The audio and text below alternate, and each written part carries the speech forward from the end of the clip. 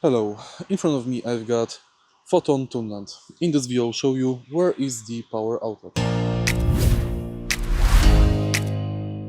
To find power outlet in this car, take a look under the dashboard. Power outlet is located right here on the other side. Let me show you from the other side.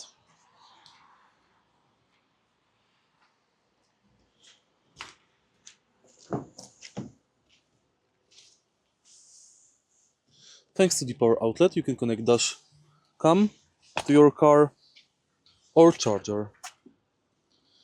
If you find this video helpful, please leave like, comment and subscribe.